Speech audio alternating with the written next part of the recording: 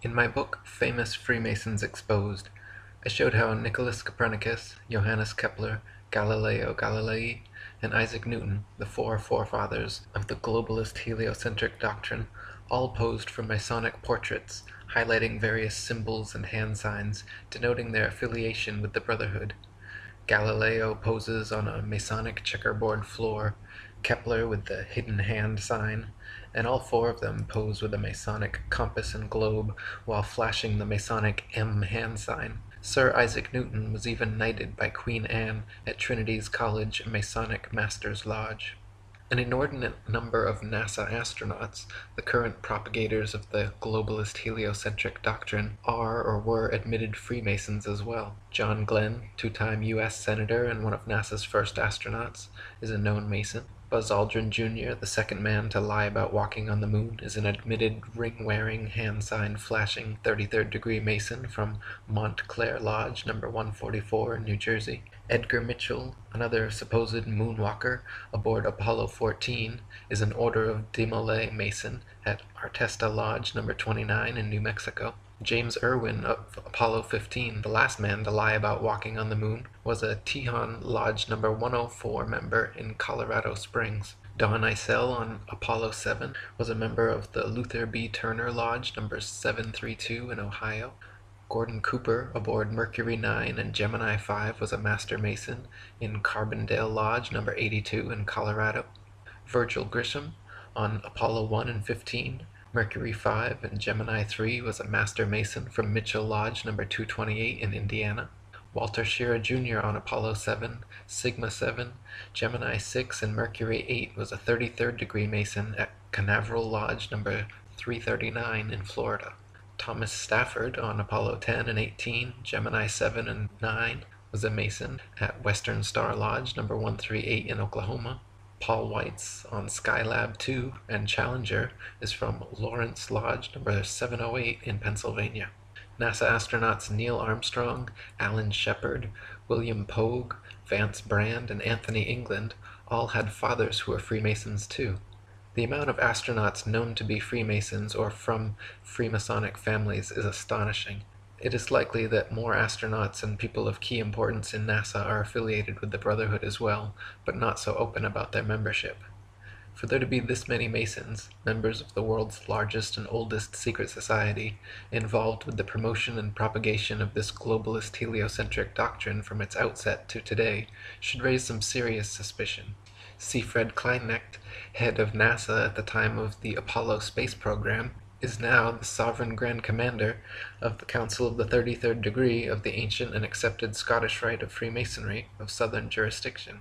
It was his reward for pulling it off. All of the first astronauts were Freemasons. There's a photograph in the House of the Temple in Washington, D.C. of Neil Armstrong supposedly on the moon's surface in his spacesuit holding his Masonic apron. NASA's logo is a red forked serpent's tongue overlaying the starry heavens. Serpents, and specifically their forked tongues, have long been associated with lying, deceit, cleverness, two-facedness, manipulation, and with Satan, the devil. Why would the National Aeronautics and Space Administration choose this as their official logo? The United Nations, the New World Order government headquarters, built on land donated by 33rd degree Freemason John D. Rockefeller, is represented by a logo and flag which clearly depicts a flat earth divided into 33 sections. There are 33 official degrees of Scottish Rite Freemasonry, and the UN flag features a flat earth divided into exactly 33 sections. Why would the United Nations founders choose a logo and flag of a flat earth map divided into 33 sections? How is it that C. Fred Kleinknecht, the head of NASA, retired and immediately became the head of the 33rd degree of Freemasonry? How is it that all the forefathers of the ball earth theory and so many NASA astronauts are all Freemasons? The Masons' esoteric religion, the very basis of their symbols and rituals, is sun worship. From their first day in the lodge, Masonic initiates learn that Freemasonry is all about light, enlightenment, illumination, hence the Illuminati, and hence worship of the sun as the giver of light. Masonic halls are all purposely constructed to correspond with the motions of the sun. They are always situated intentionally facing east towards the sun, with the worshipful master sitting in the far east on a throne engraved with a picture of the sun. The high festival of the Masons is on Christians' St. John's Day, or the 24th of June, otherwise known as Midsummer's Day, when the sun arrives at its annual highest elevation, the summer solstice. Regarding the Masonic rite of circambulation, 33rd degree Freemasonic historian Albert Mackey says, "In Freemasonry, people always walked 3 times round the altar while singing a sacred hymn. In making this procession, great care was taken to move an imitation of the course of the sun. The rite of circumambulation undoubtedly refers to the doctrine of sun worship." Masonry is derived and is the remains of the religion of the ancient Druids, who, like the Magi of Persia and the priests of Heliopolis in Egypt, were priests of the sun. They paid great worship to this great luminary, as the great visible agent of a great invisible first cause. The Christian religion and Masonry have one and the same common origin. Both are derived from the worship of the sun. The difference between their origin is that the Christian religion is a parody on the worship of the sun, in which they put a man whom they call Christ in place of the sun, and pay him the same adoration which was originally paid to the sun. In Masonry, many of the ceremonies of the Druids are preserved in their original state, at least without any parody. With them, the sun is still the sun, and his image, in the form of the sun, is the great emblematical ornament of Masonic lodges and Masonic dresses. It is the central figure on their aprons, and they wear it also as a pendant on the breast of their lodges and in their processions. The sun, as the great visible agent of the Creator, was the invisible object of the adoration of the Druids. All their religious rites and ceremonies had reference to the apparent progress of the sun through the 12 signs of the zodiac and his influence upon the earth. The Masons adopt the same practices. The roof of their temples or lodges is ornamented with a sun, and the floor is a representation of the variegated face of the earth, either by carpeting or mosaic work. The emblematical meaning of the sun is well known to the enlightened and inquisitive Freemason, and as the real sun is situated in the center of the universe, so the emblematical sun is in the center of real Masonry. Only the scientific Freemason knows the reason why the sun is placed in the center of this beautiful hall, says Thomas Paine in his Origin of Freemasonry. The real reason the sun is placed in the center of Masonic halls is because it represents the core of their 5-century-long heliocentric deception. First, the sun worshippers took us off our ancient natural 13-month lunar calendars and replaced them with unnatural, irregular 12-month Gregorian solar calendars. Second, they put the sun into the center of the universe and then convinced people the earth and everything else revolve around it. Third, they made the sun the biggest object in the heavens, supposedly 119 times bigger than the moon, even though we can clearly see they are of equal size. Fourth, they demoted the moon to being a mere reflector of the sun's magnificent light, claiming the moon to have no light of its own. And finally, in 1969, the sun worshippers, aboard a craft named Apollo after the Greek sun god, claimed to land on and thereby spiritually and physically conquer the moon. Tex Mars in Codex Magica says, "The sun has ever been at the center of false religion.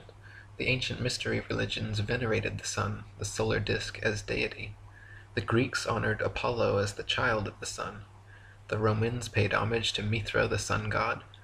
These pagan philosophies form the basis for the worship of the Illuminati and indicate the importance of the sun as a symbol of satanic deity. Now today, the Masons, as did the apostate Jewish elders and priests in the days of Ezekiel, continue to worship Satan the sun god, also called Lucifer or Baal, by other names.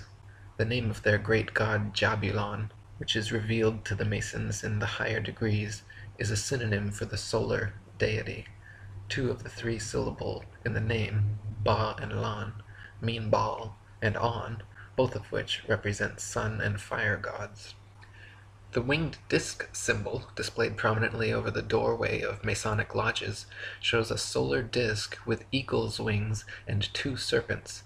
This ancient symbol was found in Egyptian, Sumerian, Mesopotamian, Hittite, Anatolian, Persian, Native American, Mexican, and Australian tribal cultures, always representative of the sun. Eagles have also long been associated with the sun, since they fly highest, closest to the sun, and they can stare straight into its light. Roman generals kept golden solar eagles atop their rods as a sign of supremacy over the army. In Egypt, Horus the hawk was always symbolized with the sun over his head. The Native Americans also associated eagles with the sun, such as the Abenaki eagle god Kisosin the Sunbringer.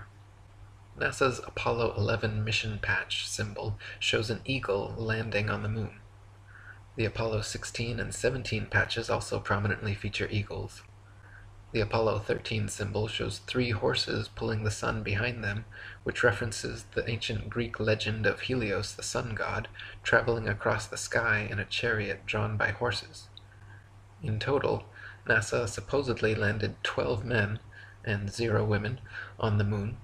Since the moon has always been associated with the feminine and the number 13, the sun associated with the masculine, and number 12, putting 12 men on the moon, once again is symbolic of the Masonic patriarchal brotherhood conquering the divine celestial feminine. This is also the occult reason why Apollo 13 coincidentally had an explosion at 1313 on April 13th. William Cooper in Mystery Babylon said, "To make interstellar travel believable, NASA was created. The Apollo space program foisted the idea that man could travel to and walk upon the moon. Every Apollo mission was carefully rehearsed and then filmed in a large sound stage at the Atomic Energy Commission's top-secret test site in the Nevada desert, and in a secured and guarded soundstage at the Walt Disney Studios, within which was a huge-scale mock-up of the moon. All names, missions, landing sites, and events in the Apollo space program echoed the occult metaphors, rituals, and symbology of the Illuminati's secret religion. The most transparent was the faked explosion of the spacecraft Apollo 13 named Aquarius, New Age, at 1313 military time on April 13th, 1970. So why do NASA logos feature serpent tongues and eagles? And why are there an excessive number of Mason astronauts? The eagle-winged solar disk symbol with twin serpents found in every Masonic lodge holds the answer. The double-headed eagle is the official symbol of the 33rd degree of Masonry. The 25th degree of Masonry initiates are known as Knights of the Brazen Serpent, and the 28th degree are known as Knights of the Sun. The religion of the Druids, precursor to modern Masonry, was the same as the ancient Egyptians, where priests ruled from Heliopolis, the city of the sun, a city full of obelisks built for their sun god Ra. David Bay in Freemasonry Proven to Worship Lucifer says, "The Egyptians believed that the spirit of their sun god Ra resides within the obelisk. Therefore, they would worship and pray to the obelisk always facing east, 3 times daily if possible. The greatest obelisk in the world is the Washington Monument, created by the Freemasons in honor of President George Washington. To see how important the obelisk is to the Mason, you only have to go to a cemetery where Masons are buried and look at the many graves which display obelisk gravestones." And William Cooper again said, "The serpent is universally the symbol of the sun, as the sun was the great enlightener of the physical world, so the serpent was held to have been the great enlightener of the spiritual, by giving mankind the knowledge of good and evil. And according to the Bible, you know who gave man the knowledge of good and evil? Satan, Lucifer.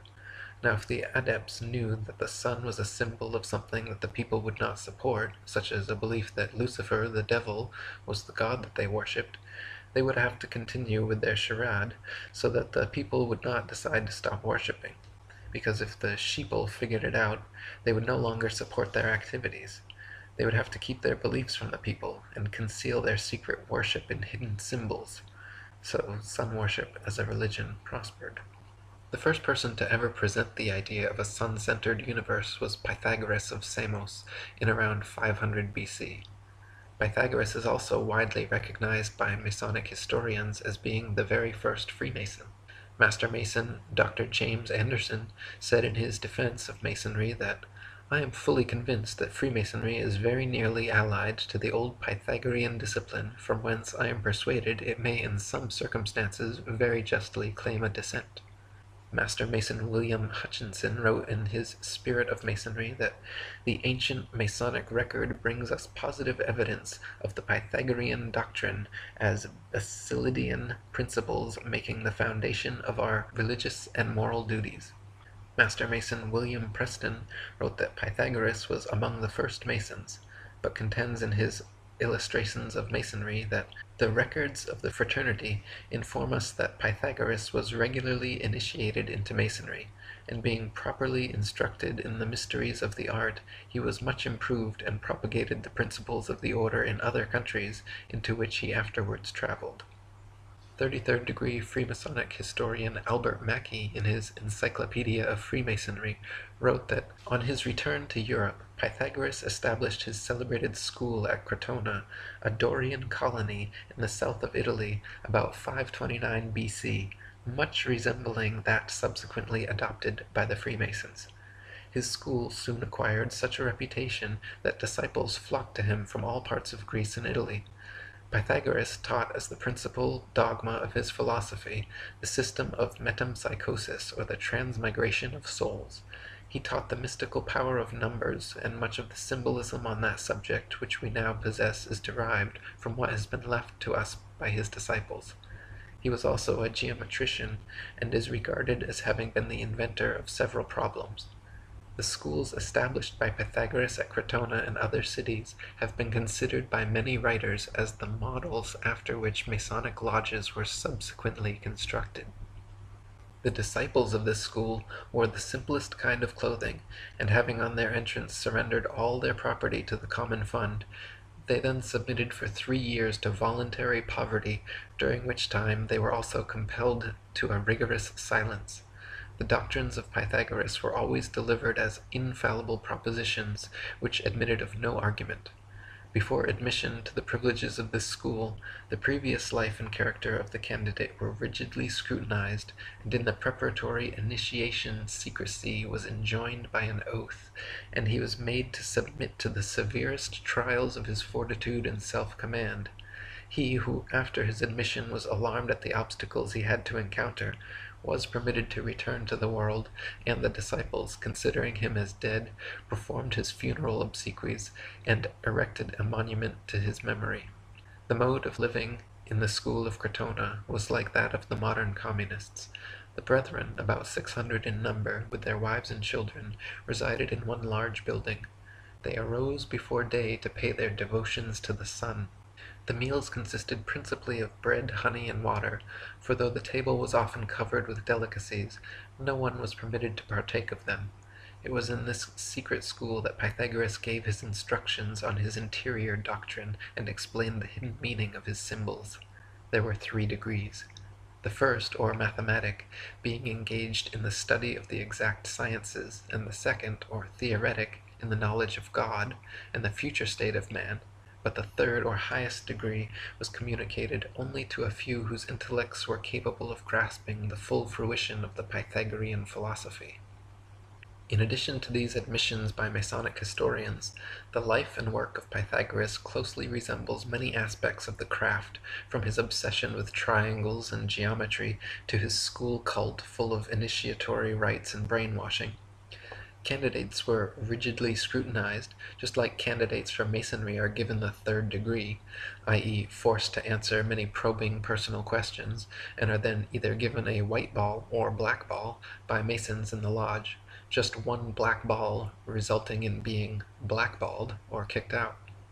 If initiated, just like in Masonry, Pythagorean initiates had to swear oaths of secrecy and loyalty, then submitted to various tests, trials, and rituals. The brethren lived like communists and worshipped the sun. Over time they progressed through a series of 3 degrees, in which only the privileged few in the highest degree learned the truth of the symbols and rituals.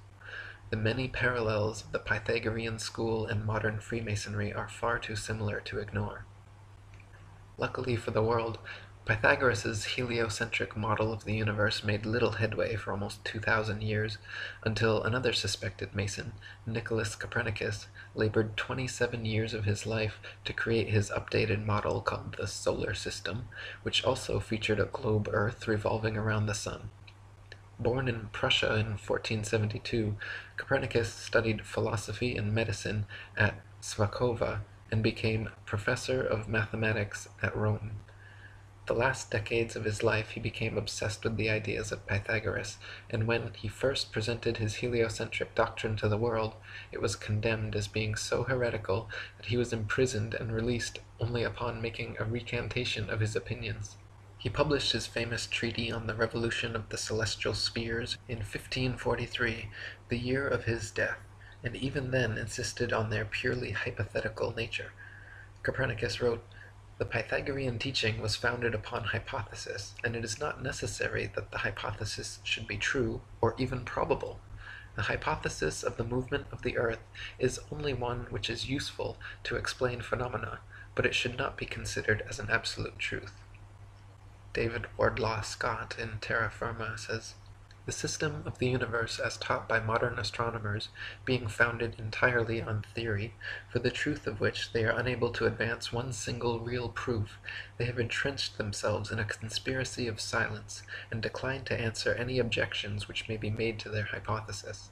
Copernicus himself, who revived the theory of heathen philosopher Pythagoras, and his great exponent Sir Isaac Newton, confessed that their system of a revolving earth was only a possibility and could not be proved by facts.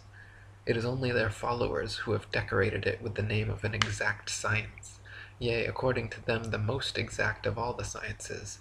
Yet one astronomer royal for England once said, speaking of the motion of the whole solar system, 'The matter is left in a most delightful state of uncertainty, and I shall be very glad if anyone can help me out of it.' What a very sad position for an exact science to be in is this." Lady Blunt, in The Romance of Science, said, "The origin of the globular theory may be traced and shown to be pagan. It was introduced into Egypt by the Greek Pythagoras about 500 B.C. He was a native of Samos, and a great traveller in his early days. He travelled much in the East, and he imbibed the fallacious idea that the earth and sea together formed a whirling globe, and that the heavenly bodies were other worlds inhabited. Pythagoras returned to Europe and introduced these serious errors into his own country. Newton was no logician, and logic formed no part of his composition. Nor did he profess to possess this quality, which is absolutely essential to a discerner and founder of true science. He spent his whole life in investing, formulating an elaboration which he called the solar system, building upon the mythical fallacies which Pythagoras had brought from the East in the first place, and which had been handed down by Copernicus, Kepler, and Galileo. Without testing the nature of his foundations, he accepted the whole fabrication and took Copernicus's hypotheses all for granted."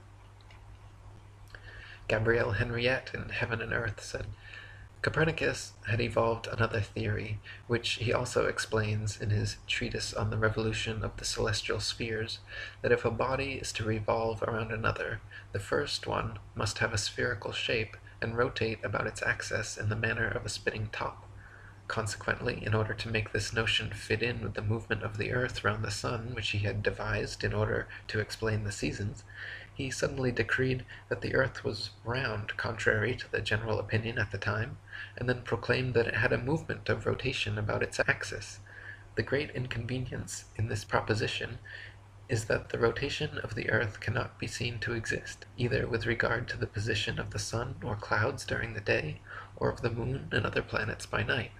On the other hand, the fact of the immobility of the earth has an immense advantage over the theory of the rotation, in that it can positively be recognized as such, and it can safely be said that if the earth cannot be seen to move, there are 100 chances in 100 that it does not do so. So trust your eyes and trust your experience. Trust your feeling, trust your intuition. Look out, see the horizon flat.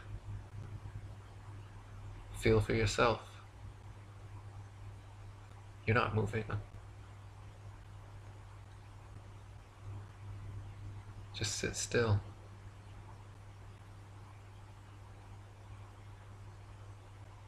Just sit still for a second.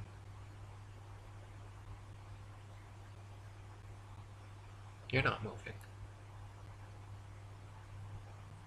You're not spinning around an axis at 1,000 miles per hour, rotating around the sun at 67,000 miles per hour, spiraling around the galaxy at 500,000 miles per hour, and shooting off from a Big Bang at 67 million miles per hour. You're not. You're motionless. You're just sitting there. Just sit still. What does that even mean, sit still? You think you could sit still with all those motions? Does it feel like you're moving? Feel that? Same thing you've always felt? Nothing? Ever? Nobody's ever felt movement? Nobody's ever seen the earth move? Nobody's ever seen the earth curve? Maybe you just got fooled by some Masons. Mark Twain said, "It's easier to fool people than to convince them they've been fooled." That's why it's so hard to convince you you've been fooled. You can't possibly believe that you and the rest of the world could have been lied to and deceived by these Masons. The oldest and largest secret society in the world, over 5 million members, all over the world, existing for hundreds of years. But not you, right? They couldn't fool you. Of course you're spinning around. Of course you are. That's what they told you in school. They don't lie to you in school.